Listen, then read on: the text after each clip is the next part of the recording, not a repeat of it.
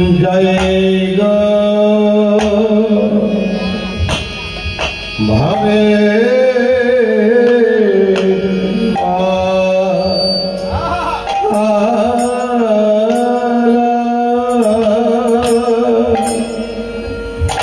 जय गो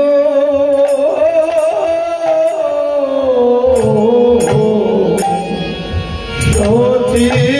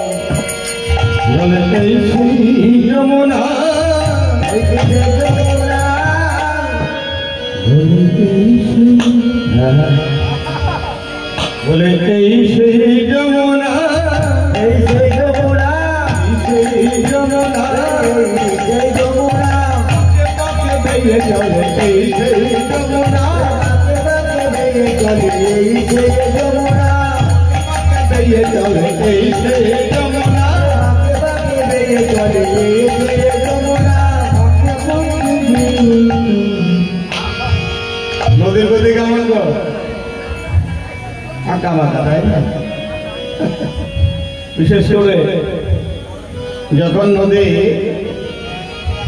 तृतीय गतिते चले जाए जेकोनो नदीर आदर्श नदीर देखबेन तीनटे गति आछे नदी जे बेয়ে चले बा बয়ে चले जे जलेर जे स्रोत ओई स्रोतटाके तीन भागे भाग करेছে एक হচ্ছে প্রথম স্রোত বা প্রথম গতি বা ঊর্ধ্বগতি তারপরে দ্বিতীয় হলো দ্বিতীয় গতি বা মধ্যগতি আর তৃতীয় হলো তৃতীয় গতি বা শেষ গতি এই যে যেমন এই আমাদের গঙ্গা নদী এই সুরধনির কথা যেটা চলছে সুরধনির তীরে আজ আমার গৌরপুরী পাগল হয়ে গিয়েছে পুরো ভাব থেকে উঠেছে ভক্তগণকে সঙ্গে নিয়ে খেলা করছে সুরধনির তীরে তাই না তাহলে এই যে সুরধনি নদী বা গঙ্গা নদী গঙ্গোত্রী হিমবাহ থেকে সৃষ্টির স্থান হতে বা গঙ্গোত্রী হিমবাহ থেকে হরিদ্বার পর্যন্ত প্রথম গতি ওই হরিদ্বার থেকে গঙ্গোত্রী হিমবাহ পর্যন্ত গঙ্গা নদীর স্রোতটা হলো খরস্রোত প্রচন্ড স্রোত এবারে দ্বিতীয় গতি বা মধ্যগতি ওই হরিদ্বার হতে রাজমহল পর্যন্ত হরিদ্বার হতে রাজমহল পর্যন্ত হলো মধ্যগতি প্রথম গতিতে নদী সোজা বেয়ে চলে দ্বিতীয় গতিতে সোজা ছেড়ে একটু একটু করে বাঁকতে থাকে এবং যখন তৃতীয় গতি হয় মানে এই যে গঙ্গা নদী রাজমহল থেকে একেবারে মোহনা পর্যন্ত যেখানে সাগরে বেরোচ্ছে সেখান থেকে রাজমহল পর্যন্ত হলো গঙ্গা নদীর তৃতীয় গতি বা মোহনা গতি বলে। এই তৃতীয় গতিতে বাবা নদী প্রচন্ড এঁকে বেঁকে চলে। তাহলে রাজমহল থেকে এই মোহনা পর্যন্ত গঙ্গা নদীর এই যে তৃতীয় গতি,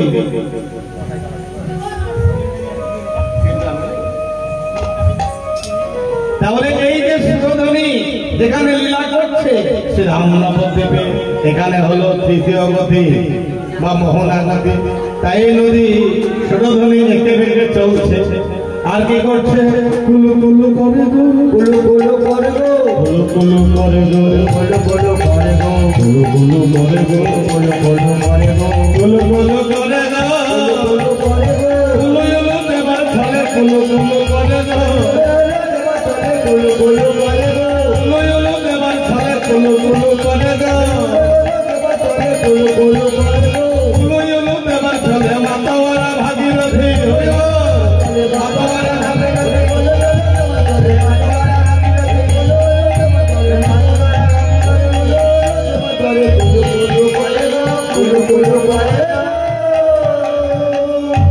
তাই আজ গৌর হরে সুরধনীর তীরে খেলা করছে।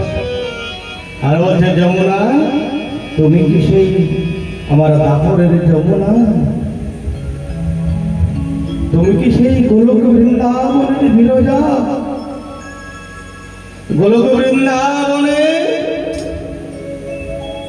তোমার সঙ্গে আমি যখন লীলা করেছিলাম, রাধারানী জানতে পেরে যখন রাধারানীর হাতে আমরা ধরা পড়ে গিয়েছিলাম,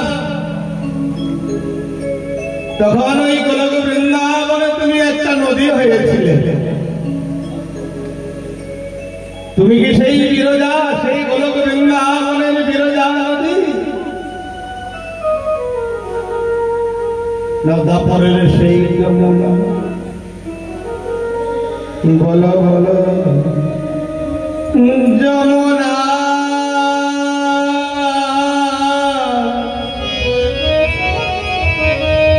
যমুনা তুমি কি গো সে যমুনা প্রবাহিনী? যমুনা ও যমুনা তুমি কি গো সেই যমুনা প্রবাহিনী? যমুনা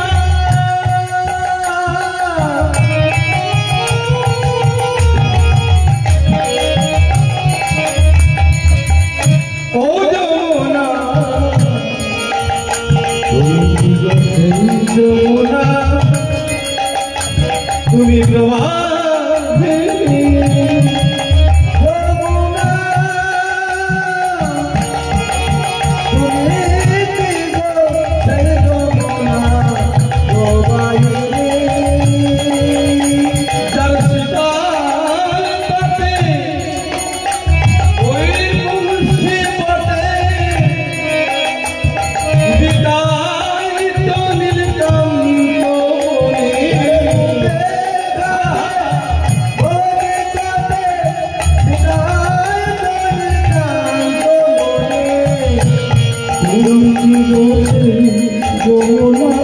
প্রবাহিনী। যমুনা ও যমুনা, ও যমুনা তুমি সেই যমুনা প্রবাহিনী?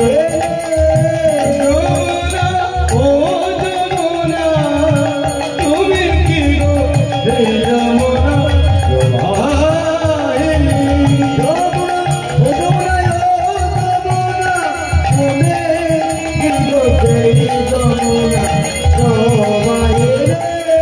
ও যমুনা,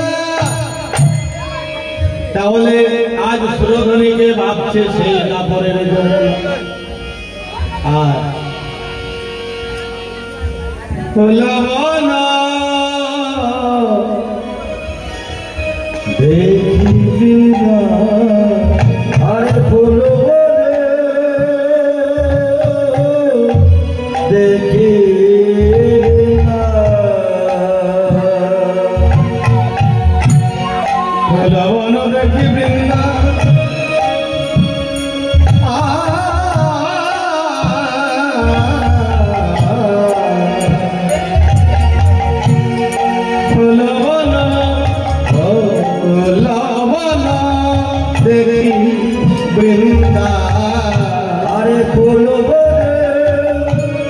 দেখিবে না রাবণের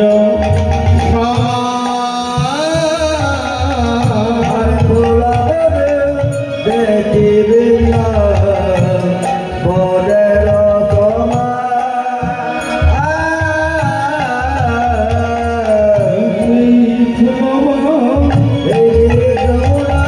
এই সেই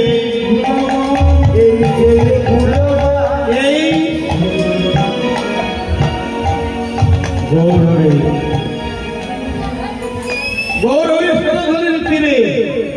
হ্যাঁ বাবা, এই লীলাটা শারদের লীলা। কি বাবা, তাই তো? এই রাসলীলাটা হলো শারদীয় লীলা। দেখবেন শরৎকালে নদীর ধারে, পুকুর পাড়ে, জঙ্গলে, ঝোপঝাড় যেখানে, সেখানে দেখবেন একটা ফুল ফোটে, সাদা সাদা লম্বা লম্বা ফোড়া হয় ওই ফুলটা।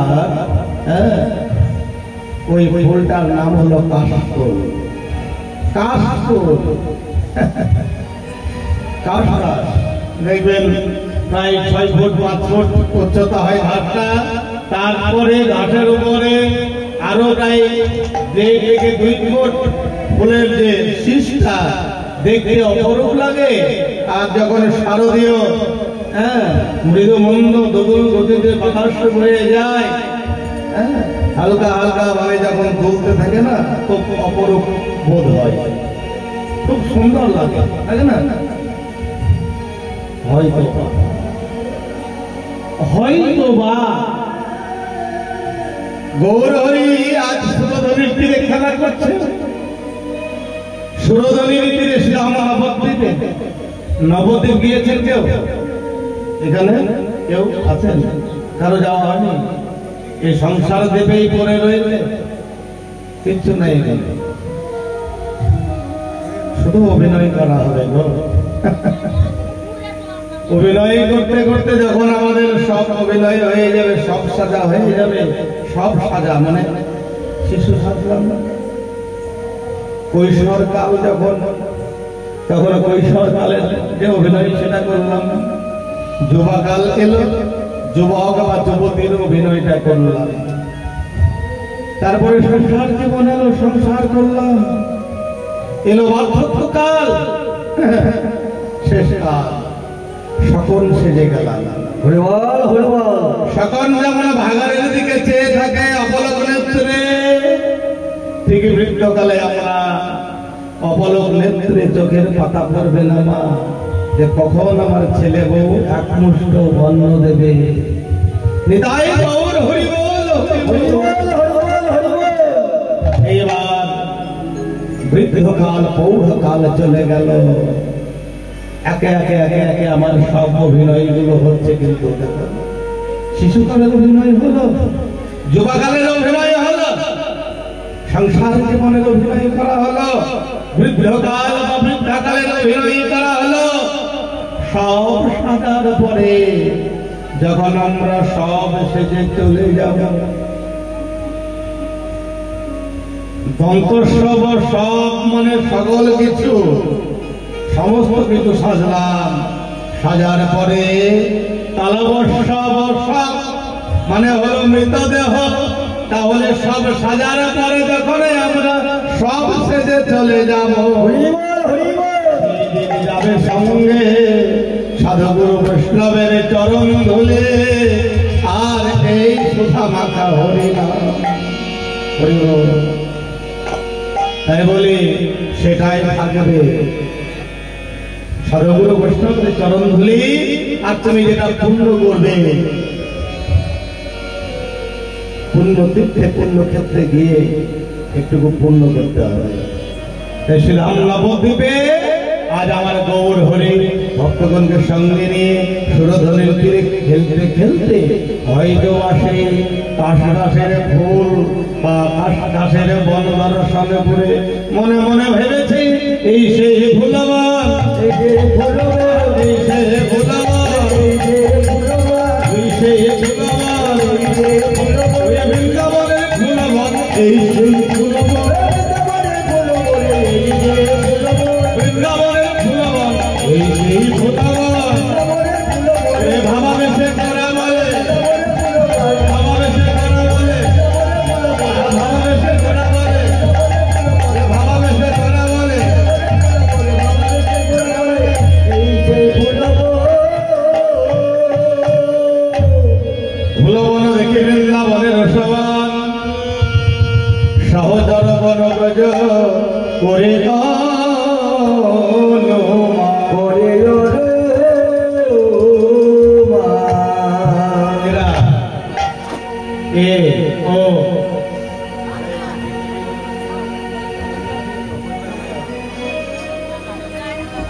এই সহচরগণ যারা পরিষদ বর্গ এদেরকে মনে মনে ভাবছে আর বলছে এরা হলো সেই ব্রজের গোপী যাদেরকে নিয়ে আমি রাসলীলা করেছিলাম।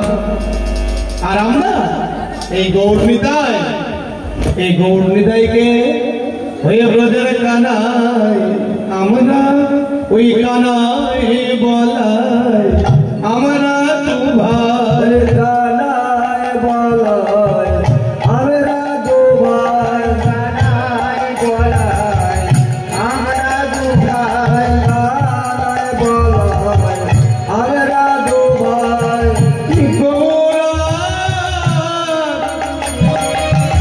আমার প্রাণের নিতা ফেরাই দো ভাই ব্রজের কানাই বলাই।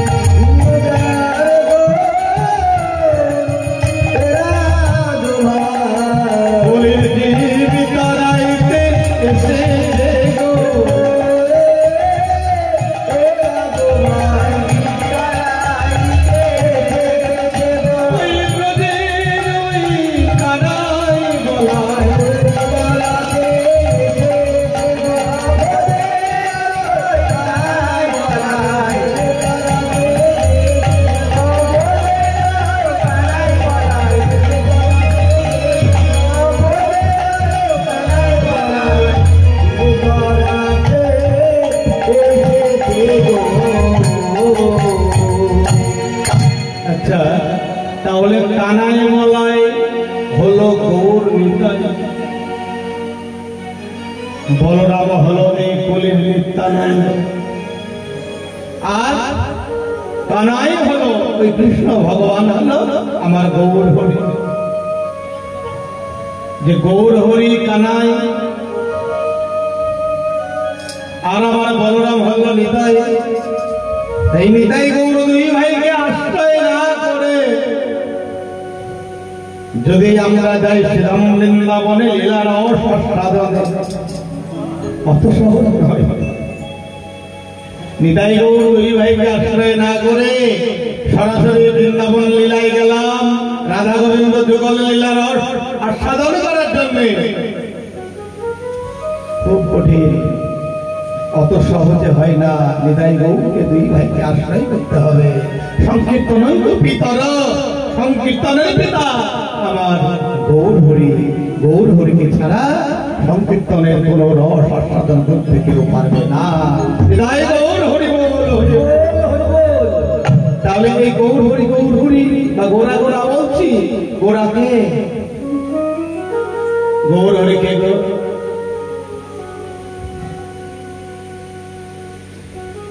গৌর হরিকে এটাই আমরা বলতে পারি না। একটা খ্রিস্টান, একটা খ্রিস্ট ধর্ম যারা পালন করে তাদেরকে যদি বলা হয় যীশু খ্রিস্টকে একেবারে প্রশ্ন শেষ না হতেই উত্তরটা দিয়ে দেবে, ওটা হলো আমাদের পিতা। একটা ইসলামকে একটা মুসলিম সম্প্রদায়ের কাউকে যদি জিজ্ঞাসা করা হয় হযরত মুহাম্মদকে, প্রশ্নটা শেষ হতে না হতেই বলে দেবে উনি আমাদের নবী, আমাদের কোলের পিতা। কিন্তু সনাতনীদের হিন্দু আমরা সবাই বলি, হিন্দুদের 100 জনকে যদি জিজ্ঞাসা করা যায়, 100 জন জেনারেশন থেকে একেবারে বৃদ্ধ সকলকে যদি জিজ্ঞাসা করা হয়, হয়তো বা 40 জন বলতে পারবে আর 60 জন বলতে পারবে না। হরিবল হরিবল হরিবল হরিবল বলতে লজ্জা করে তবুও বলতে হয়। বলার জন্য মাইকটা দিয়েছে, মাইকটা দিয়েছে, বলার একটুকু মানে কি বলবো কৃপা পেয়েছি। বলে না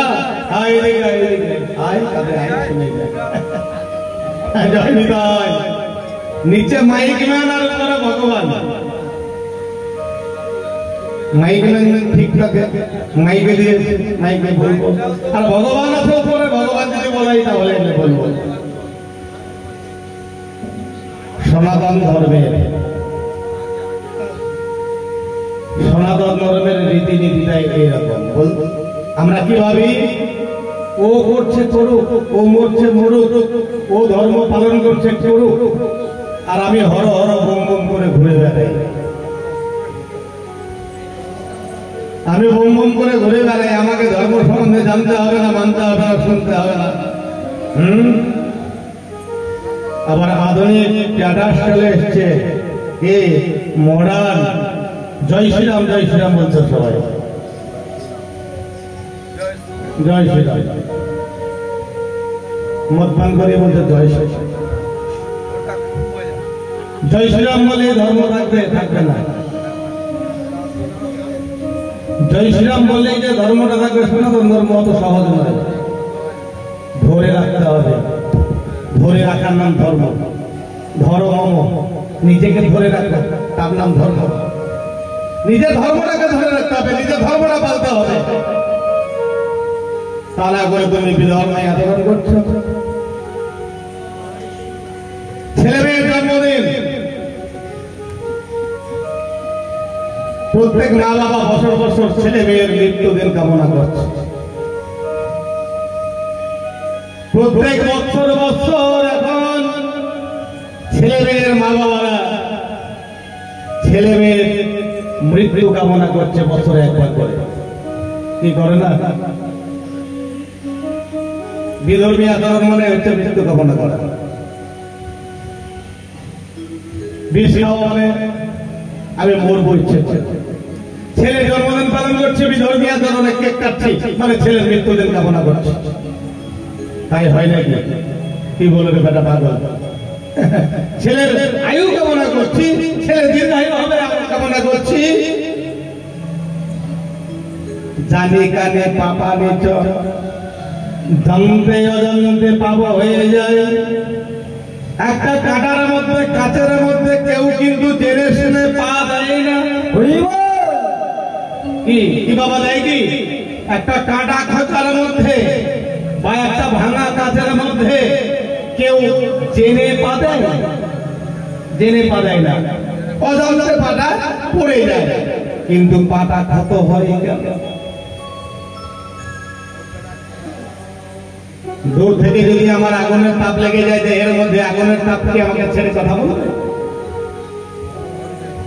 কাঁচের মধ্যে ভাঙা কাঁচের মধ্যে একটা ভাঙা বোতলের মধ্যে আমার পাটা পড়ে গেল, ভাঙা বোতলটাকে মনে মনে ভাবে বেটা দেখতে পাইনি, বুঝতে পারেনি, ওকে ক্ষমা করে দিই। ক্ষমা করলে করতে পারে, ক্ষমা করবে না। তেমনি অজান্তে বলছে ও জানতাম না কেক কেটে ছেলের জন্মদিনে, হ্যাঁ ছেলের মৃত্যুদিন কেন কামনা করবো, দীর্ঘায়ু কামনা করবো। অজান্তে হোক আর জানতে হোক তুমি করেছ, তোমার ছেলের আয়ু কমে গেছে। এটা আমার কথা নয়, ভগবান নিজেই বলেছে। কোথায়? কুরুক্ষেত্রের মাঠে। কুরুক্ষেত্রের মাঠে যখন অর্জুন যুদ্ধ করবো না এই কথা বলছে, বলছে শ্রী কৃষ্ণ আমি কুরুক্ষেত্রের মাঠে যুদ্ধ করতে পারবো না। বলছে কেন? এরা সবাই তো আমার নিকট আত্মীয়, সবাই তো আমার ভাই বন্ধু আত্মীয় স্বজন। তখন আমার ভগবান শ্রীকৃষ্ণ বলল সখা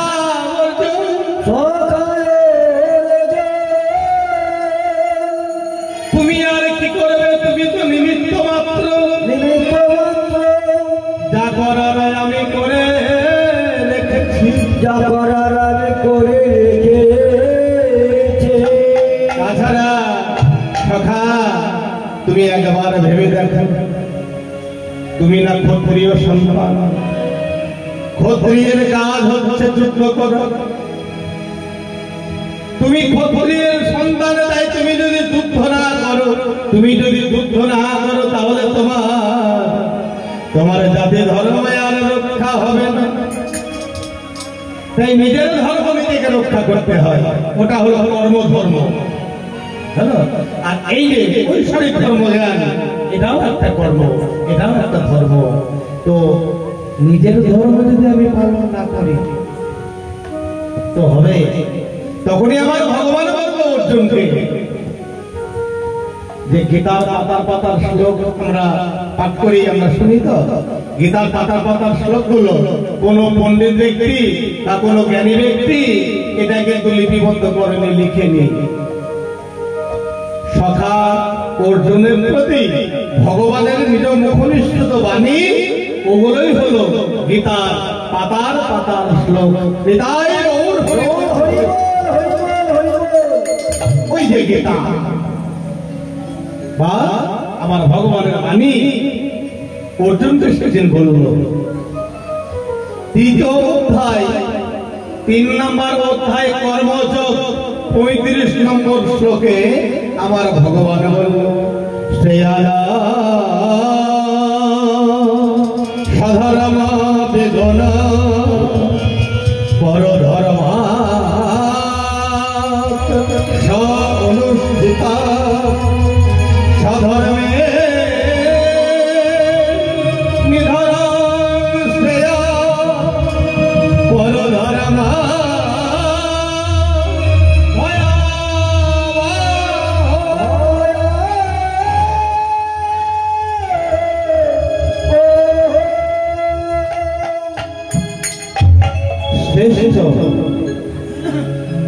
শ্রেষ্ঠ হলো নিজের ধর্ম পালন করা। নিজের ধর্ম পালন না করে তুমি পরধর্ম পালন করতে যাচ্ছ, পরধর্মে মাতোয়ারা হয়েছ, পরধর্ম নিয়ে মাতামাতি করছ। নিজের ধর্ম পালন করতে গিয়ে যদি তোমার প্রাণ চলে যায়, নিজের ধর্ম পালনে তুমি যদি নিধন হয়ে যাও, সেটাও শ্রেষ্ঠ। কিন্তু পরধর্ম পালন করতে খুব মজা লাগবে, ভালো লাগবে। পরধর্ম পালনের ফল তুমি বদলে দেবে, অতি মিঠা লাগবে। প্রাথমিক অবস্থায় প্রথম বড় ভালো লাগবে, তারপরে দেখা যাবে কি ওই পরধর্ম পালনের ফল তুমি বদলে দিয়েছ দীর্ঘদিন ধরে। তাই একদিন যখন তোমার বিষক্রিয়া হবে, তখন তুমি বিষের জ্বালায় জ্বলে মরিবে।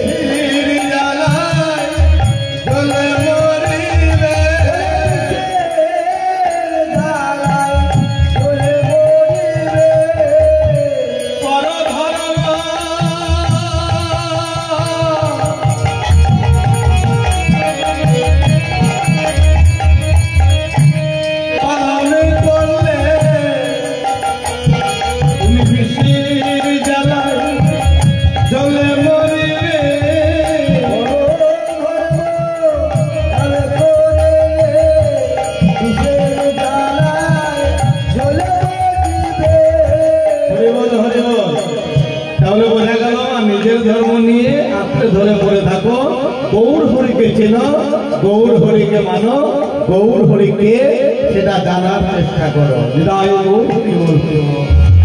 তাহলে এই যে গৌর হরি, গৌর হরি গণগন্ধ পরিতেজ লোকনাথ করে ত্রাণনাথ কলপদ হরি কীর্তনাথ লীলা লাবণ্য রসবি গ্রহ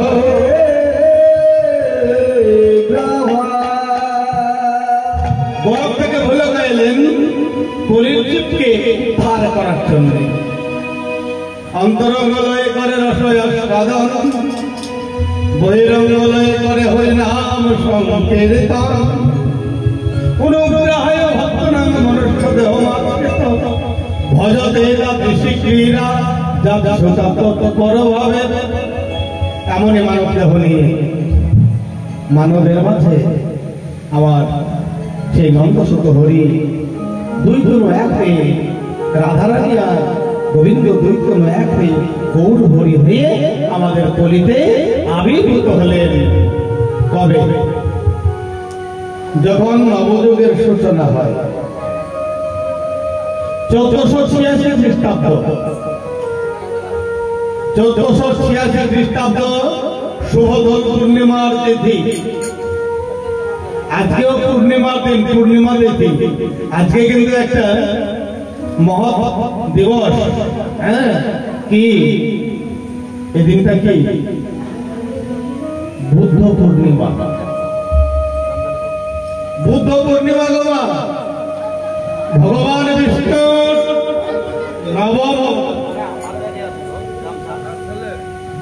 ভগবান বিষ্ণুর নবম অবতার বুদ্ধ, গৌতম বুদ্ধ 623 খ্রিস্টপূর্বাব্দে আবার এই গৌতম বুদ্ধের জন্ম হয়। বিষ্ণুর নবম অবতার মৎস্যকর্ম বরাহ নৃসিংহ বামন রাম পরশুরাম বলরাম বুদ্ধ কল্কি। তাহলে বিষ্ণুর নবম অবতার হল বুদ্ধ। আজ বুদ্ধদেবের জন্মদিন। আর এই বুদ্ধদেব যেদিন জন্ম নিয়েছিল ঠিক সেই দিন সিদ্ধি লাভ করেছিল। তাই আজকের দিনটা খুব মহৎ দিন। তো যা আমার ভগবান গৌর হরি জন্ম কবে হয়েছিল? 1486 খ্রিস্টাব্দ যখন নবযুগের সূচনা হয়। 1500 খ্রিস্টাব্দ হতে হলো নবযুগ। 1486 খ্রিস্টাব্দে শুভ দোল পূর্ণিমার দিন 18 ফেব্রুয়ারি, বারে ছিল শুক্রবার, সিংহ রাশি, সিংহ লগ্ন। ঠিক সন্ধ্যা 7:47 হয়ে 42 সেকেন্ড সময় যখন, তখন আমার গৌর হরি আবির্ভূত হলেন। প্রথমে গৌর হরি প্রথমে এই ধরায় আবির্ভূত হয়ে প্রথমে দূর করলেন একটা কুরীতি, কুচিন্তাধারা। কি? জাতপাত। প্রথমে গৌর হরি বলল জাত বলে কিছু নাই। আমরা বলি না ব্রাহ্মণ, মেথর, মুচি। কে ব্রাহ্মণ? জন্ম থেকে কি কেউ ব্রাহ্মণ হয়? ওই 9 পাক 7 পাক সুতো কোথা থেকে বাজার থেকে কিনে নিয়ে এলাম, ওই ঘটা করে বাহানা করে চাল করে ওই একদিন ওই একটা অনুষ্ঠান করলো, কইতে হয় না, কি বলে কইতে হলো 9 পাক সুতো ধরে দিল, বলছো তারা ব্রাহ্মণ। আর বেটা মদ পান করে বেশাক দেখে যায়, আর সে বলে 9 পাক সুতো আছে, আমি ব্রাহ্মণ, ওং ভং বলে পূজা চালা করে চলে যায়। তত সোজা ব্রাহ্মণ? নবগুণ, মোটা গুণ থাকতে হয়। নবগুণে ব্রাহ্মণ, পঞ্চগুণে বৈষ্ণব। ব্রহ্ম জ্ঞান যার। বাবা এখানে ব্রাহ্মণ সমাজ নেই তো? এখানে ব্রাহ্মণ নেই তো? নাই? তাহলে বলতে সাহস হবে। এখানে বলা হবে, সব জায়গায় বলা হয় না। ওই ব্রাহ্মণ সেজে গেলাম। জন্মসূত্রে কেউ ব্রাহ্মণ হয় না। মুচির ঘরে, মেথরের ঘরে জন্ম যদি কেউ নেয়, ব্রহ্মজ্ঞান যদি তার জাগে, সেই হয় ব্রাহ্মণ। আর ব্রাহ্মণের ঘরে জন্ম নিলাম, বলতে বাবা আমার পূজা করতো, রান্না করতো, মন্ত্র দিত, হ্যাঁ শাকে ফুল দিত, কানে ফুল দিত, আঁকায় ফুল দিত। আমি তার স্ত্রীর ঘরে, তার স্ত্রীর গর্ভে আমি এসেছি, তার পৌরস্বামী জন্ম হয়েছি, আমি ব্রাহ্মণ। অত সহজ ব্রাহ্মণ হওয়া? এরকম ব্রাহ্মণ সেজে দেখবেন সমাজে যায়, তারা বড় বড় আসন চেয়ে বসে, মুরগি বানায় আমাদেরকে ব্রাহ্মণ সমাজ। মুরগি বানিয়ে ভালো মন্দ জিনিসটা তারা খেতে ভালোবাসে। সাবধান, এখান থেকে সবাই কেটে পড়বে। ব্রহ্মজ্ঞান যার, সেই ব্রাহ্মণ তার পদধূলি নাও, তার চরণামৃত পান করো, তার অমৃত বাণী শ্রবণ করো। তাই গৌর হরি বল, হরি বল। তো গৌর হরির প্রথমে এই যে অস্পৃশ্যতা, সবাই বাদ বিচার এটা দূর করেছিল। তাই দূর করতে গিয়ে কি হয়েছিল? আমার গৌর হরি জন্ম হয়েছিল, কিন্তু মৃত্যু সম্বন্ধে অনেক মতবিরোধ আছে। কেউ বলে সমুদ্রের জলে লীন হয়ে গিয়েছিল, সমুদ্রের জলে মিশে গিয়েছিল। কেউ বলে জগন্নাথ মন্দিরে গিয়ে জগন্নাথ প্রভুর সঙ্গে আমার গৌর হরি দুই দেহ এক হয়ে যায়। কিন্তু চন্দ্রে মঙ্গল কাঁপবে। এগুলো যারা বাংলা নিয়ে পড়েছে MA তারা কিন্তু জানবে। হ্যাঁ, অপরাধ নেবেন না। গুম ঘরে পুরী ও জগন্নাথ দেবের মন্দিরে হতে পারে এটা সন্দেহ ভাজন। আমার মহাপ্রভুকে ওই জানালার মধ্যে গুম ঘরে সেটে দেওয়া হয়েছিল। সেই তৎকালীন সেই সময় ব্রাহ্মণ সমাজ আর বৈষ্ণব সমাজ বেঁধে যায় তুমুল দ্বন্দ্ব। কি তাই তো? ব্রাহ্মণ সমাজ একদিক আর বৈষ্ণব সমাজ একদিক। ওই ব্রাহ্মণদের মন্ত্রতন্ত্র কাজ করছে না, পূজা পাঠ কাজ করছে না। কেন? আমার মহাপ্রভুর ওই একটাই নাম, হরে কৃষ্ণ নাম নাম ৩৯ অক্ষর। এটাই হলো মন্ত্র, এটাই হলো তন্ত্র, এটাই হলো সাধন, এটাই হলো ভজন। তখন ব্রাহ্মণ সমাজ ক্ষিপ্ত হয়ে গেল গৌর হরির প্রতি। এরপরে আমি আর কিছু বলবো না। এই যে এখনো পর্যন্ত বিজ্ঞানীরা অনেক কিছু ভাবনা চিন্তা করছে। বিদায় গৌর হরি বল, হরি বল। গৌর হরি আমার এই ধরাই সে ভক্তগণের সঙ্গে নিয়ে আজ সুরধরের তীরে খেলা করছে। কিবা ফল করো তল করা শুনেল করিয়া,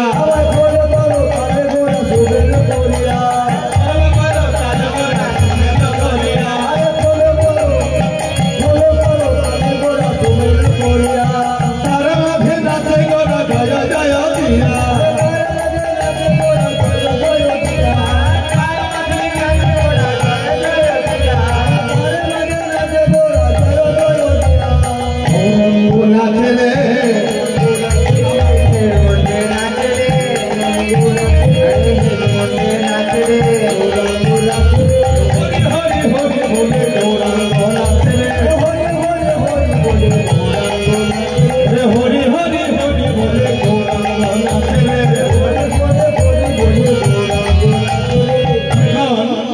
এই যে গৌর হরির এই